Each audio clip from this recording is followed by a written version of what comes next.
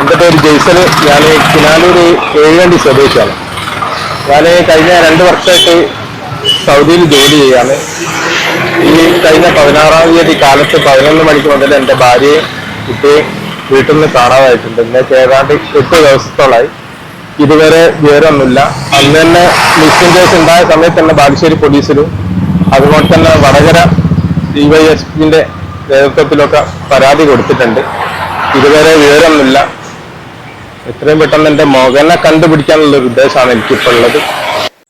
അപ്പോൾ ഈ വാർത്ത ഉണ്ടല്ലോ നിങ്ങളെല്ലാവരും കേട്ടിട്ടുണ്ടാവില്ലേ. അപ്പോൾ യൂട്യൂബ് തുറന്ന ശൈലൻ്റെ ഒളിച്ചോട്ടം തന്നെയുള്ളൂ. ഇപ്പോൾ കുറച്ച് മുമ്പായിട്ട്, കുറച്ച് 4-5 ദിവസം മുന്നേ ആയിട്ട് അദ്ദേഹം ഒരു വീഡിയോ ഇട്ടിട്ടുണ്ട്. വീഡിയോക്കാരോട് സംസാരിച്ചിട്ടുണ്ടായിട്ടോ. ശൈലൻ്റെ ഹസ്ബൻഡ് എൻ്റെ മോനെയും ഭാര്യയും കാണാനില്ല, ഇത്രയും ദിവസമായി കാണാനില്ല എന്നൊക്കെ പറഞ്ഞിട്ടോ. പക്ഷെ അപ്പോൾ ആ വീഡിയോയിലൊക്കെ അയാൾ പറയുന്നത് എന്താണെന്ന് വെച്ചാൽ, എനിക്ക് എൻ്റെ മോനെ കിട്ടിയാൽ മതി, മോനൊന്ന് കണ്ടെത്തി തന്നാൽ മതി എന്നൊക്കെ കേട്ടോ. അപ്പോൾ തന്നെ കൂടുതൽ അതിൻ്റെ ചുവടിൽ കമൻറ്റൊക്കെ വായിച്ചു നോക്കി തന്നെ അറിയാം അദ്ദേഹം ഈ മോനെ മാത്രം ചോദിക്കുന്നത്. അപ്പോൾ എന്തോ പ്രശ്നമുണ്ടല്ലോ, വൈഫിനെ ചോദിക്കുന്നില്ലല്ലോ, അപ്പോൾ എന്തോ കാര്യമായിട്ടുള്ള പ്രശ്നമുണ്ട് വൈഫായിട്ട് എന്നൊക്കെ കമൻറ്റ് കൂടുതലുണ്ട് കേട്ടോ.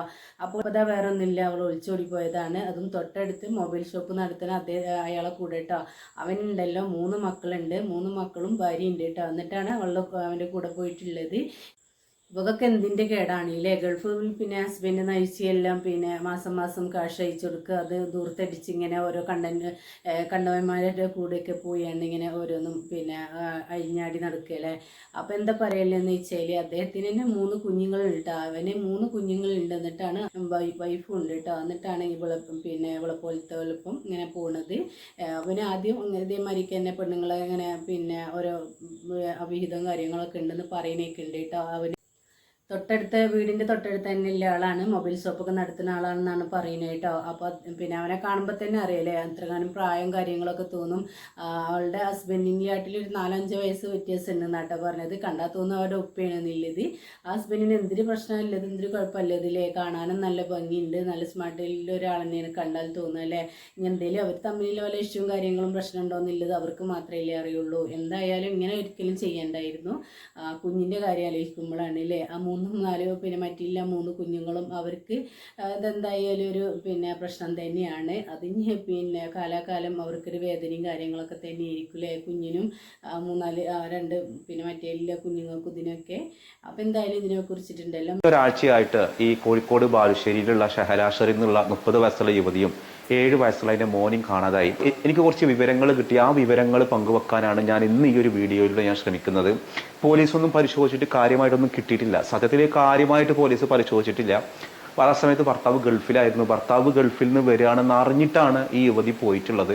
കൂട്ടിന്ന് 13 പവൻ സ്വർണ്ണാഭരണങ്ങളും മറ ഡ്രസ്സൊക്കെ എടുത്ത് പ്ലാനഡ് ആയിട്ട് പോയ യുവതിയാണ്. ബാങ്കിൽക്കാണെന്ന് പറഞ്ഞ്, കനറ ബാങ്കിൽക്കാണെന്ന് പറഞ്ഞിട്ടാണ് ഭർത്താവിൻ്റെ വീട്ടുകാരോട് പറഞ്ഞിട്ടാണ് വീട്ടിൽ നിന്ന് ഇറങ്ങിയത്. അപ്പോൾ ഇത് മുൻകൂട്ടി പ്ലാനാണ്. കാരണം ഭർത്താവ് ഗൾഫിൽ നിന്ന് വരുന്നുണ്ട് എന്ന് അറിഞ്ഞിട്ട് പോയതാണ്. ഒരാളും ഒരു വീട്ടിൽ നിന്ന് ഒരു ഭാര്യ വീട്ടിൽ നിന്ന് ഇറങ്ങിപ്പോകണമെന്നുണ്ടെങ്കിൽ ആ വീട്ടിൽ നിർബന്ധമായിട്ടും പ്രശ്നങ്ങൾ ഉണ്ടായിട്ടുണ്ടാവും. ഭർത്താവിൻ്റെ വീഡിയോയിൽ പറഞ്ഞാൽ ഞങ്ങൾ തമ്മിൽ പ്രശ്നങ്ങളില്ല എന്നാണ്. പിന്നെ പ്രശ്നം ഇവിടെ കുഞ്ഞിനെയും കൊണ്ട് പോയതാണ്. ഭർത്താവ് അതാണ് ആ വീഡിയോയിൽ പറയുന്നത്, എനിക്ക് എൻ്റെ കുഞ്ഞിനെയും തിരിച്ചു കിട്ടണം. അപ്പോൾ ഇവർ എങ്ങോട്ടാണ് പോയത് എന്നുള്ളത് കൃത്യമായിട്ട് ഇപ്പം ഞാൻ പറയുന്നില്ല. അതൊക്കെ പോലീസ് കണ്ടുപിടിക്കട്ടെ. പക്ഷേ ഇവർ നമ്മുടെ സ്റ്റേറ്റ് വിട്ടുപോയിട്ടില്ല. ഇവരുടെ ഫോട്ടോസുകളും മറ്റു കാര്യങ്ങളൊക്കെ പല വാട്സപ്പ് ഗ്രൂപ്പുകളിലൊക്കെ ഉണ്ട്. ഇവർ നാട്ടിൽ തന്നെ ഉണ്ട്. ഇവർ ഇന്ന് ശനിയാഴ്ചയാണ്, നാളെ ഞായറാഴ്ച. അത് കഴിഞ്ഞിട്ട് ഇവർ തിങ്കളാഴ്ച ഒരു കോടതിയിൽ ഹാജരാകും. എനിക്കിഷ്ടപ്പെട്ട ഒരാളുടെ കൂടെ ഞാൻ ജീവിക്കുകയാണെന്നായിരിക്കും ഈ ഒരു സ്ത്രീ പറയാം. അപ്പോൾ ഈ ഒരു സ്ത്രീ ഇറങ്ങിപ്പോയിട്ടുള്ളത് ഒരു മൊബൈൽ ഷോപ്പ് ഉടമയുടെ കൂടെയാണ്. അയാൾക്ക് ഭാര്യയും 3 മക്കളുണ്ട്. അയാളുടെ ഭാര്യയും മക്കളെയും നോക്കാതെയാണ് ഈ ഒരു തോന്നിവാസത്തിന് കൂട്ടിക്കുന്നത്. എന്ത് കാലാലേ ഇതുപോലത്തെ ആഗ്രഹങ്ങളുള്ള അല്ലെങ്കിൽ ഇതുപോലത്തെ ഈ ബന്ധങ്ങൾ, എക്സ്ട്രാ മാരിറ്റൽ റിലേഷൻഷിപ്പുള്ള സ്ത്രീകളെ നിങ്ങളൊന്ന് ആലോചിക്കുക. നിങ്ങളുടെ കൂടെ സ്നേഹം കാണിച്ച് വരുന്ന ഒരാൾക്ക് ഭാര്യയും മക്കളൊക്കെ ഉള്ള ഒരാൾ അവരുടെ കാര്യം കൃത്യമായിട്ട് നോക്കാതെ നിങ്ങളോട് സ്നേഹം കാണിക്കുന്നുണ്ടെങ്കിൽ 100% അത് കള്ളത്തരാണെന്ന് മനസ്സിലാക്കുക. അതായത് നിങ്ങൾ ഭാര്യയും ഭർത്താവും തമ്മിൽ പല ഇഷ്യൂസൊക്കെ ഉണ്ടാകുമ്പോഴാക്കും ഇടയ്ക്ക് 3-മൊരാളായിട്ട് ഒരു ഫ്രണ്ടൊക്കെ ആയിട്ട് കടന്നു വരുമ്പോൾ നല്ല ഫ്രണ്ടും നല്ല റിലേഷൻഷിപ്പൊക്കെ ആയിരിക്കും. പിന്നീട് സങ്കടങ്ങൾ പറഞ്ഞിട്ടത് ഒഴിവാവാൻ പറ്റാത്ത റിലേഷൻഷിപ്പായിട്ട് മാറുകയാണ്. അപ്പോഴാണ് ഇറങ്ങിപ്പോവുക. നിങ്ങൾ ആലോചിച്ചിട്ടുണ്ടോ? ഇങ്ങനെ ഇറക്കിക്കൊണ്ടുപോകണവരിൽ നല്ലൊരു പങ്കുമാരായിരിക്കും വിവാഹിതരായ ആളുകൾ. അപ്പോൾ അത്രയും വലിയ ആവേശം കെയറിങ്ങും കൊടുക്കുന്ന ആൾ എന്താണ് ഇവൻ്റെ ഭാര്യയ്ക്ക് അത് കൊടുക്കാത്തത്? ഇവൻ്റെ മക്കൾക്ക് ഈ കെയറിങ്ങും സ്നേഹവും പരിഗണനയും കൊടുക്കാത്തത്? അതൊന്നും കൊടുക്കാതെ അപ്പോൾ അത് അദ്ദേഹം പറഞ്ഞ നിങ്ങൾ കേട്ടില്ലേ, എന്തോ എന്തുകൊണ്ടാണ് അവളിങ്ങനെ ചെയ്യേണ്ട ഒരു ആവശ്യമൊക്കെ ഇല്ല അല്ലേ. അങ്ങനെ എത്രയോ പ്രശ്നങ്ങൾ ഇങ്ങനെ നമ്മൾ കണ്ടിട്ടുണ്ട്. ഇങ്ങനെ ഒളിച്ചോടി പോയതും അതേമാതിരി ഇതും പിടിച്ചതും കാര്യങ്ങളൊക്കെ ഒട്ടും ഒക്കെ ഇങ്ങനെ തന്നെ ഓരോ പ്രശ്നങ്ങളായിട്ട് പിന്നെ ഇതായിട്ടുണ്ട് കേട്ടോ. തിരിച്ചു വരുമ്പോൾ പിന്നെ അവരൊരിക്കലും സ്വീകരിക്കരുത്. ആ മോനെ കണ്ടെത്തിയിട്ട് അവന് നല്ല സുരക്ഷിതവും കാര്യങ്ങളും നൽകുക എന്നല്ലാതെ അവളെ വഴിക്ക് തന്നെ വിട്ടേക്കുക അല്ലേ, അത് നല്ലത്. ശാപം എന്തായാലും ഉണ്ടാവും കേട്ടോ കാലാകാലം.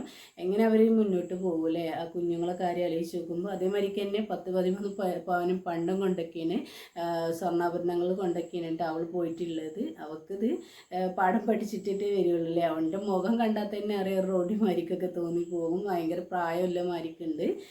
അവളുടെ ഒപ്പം വിചാരിക്കും കണ്ടിട്ടുണ്ടെങ്കിൽ, അത്രക്കും പ്രായമുള്ള മാരിക്കാണ് അല്ലേ. അപ്പോൾ എന്തായാലും ആ കുഞ്ഞിനൊക്കെ എന്തായാലും പെട്ടെന്ന് തന്നെ കിട്ടട്ടെ.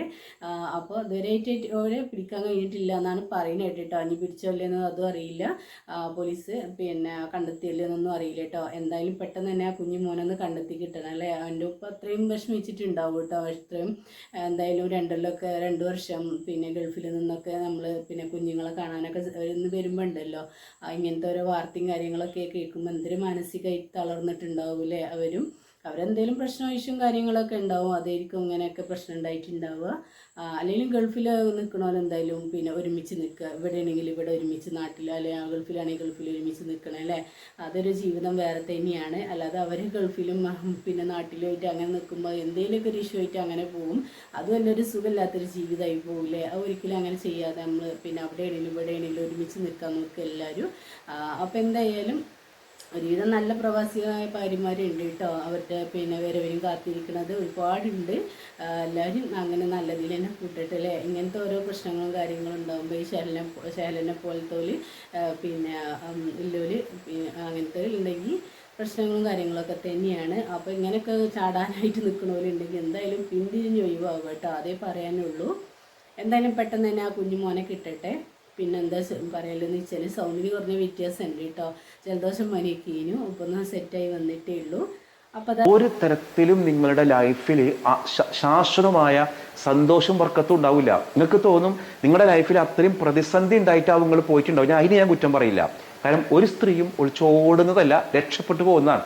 വളരെ ചുരുക്കം ആളുകൾ മാത്രമാണ് ഇങ്ങനെ ഓടിപ്പോണവരുള്ളൂ. ബാക്കിയൊക്കെ അവനവൻ്റെ ലൈഫിൽ കുറേ പ്രയാസങ്ങൾ ഉണ്ടാകുമ്പോൾ പോണതാണ്. ആ പ്രയാസങ്ങൾ ഉണ്ടായിട്ട് നിങ്ങൾ ചീനച്ചട്ടിയിൽ നിന്ന് വലിയ തീക്കുണ്ടാറത്തേക്ക് ചാടുന്ന അവസ്ഥയല്ലേ.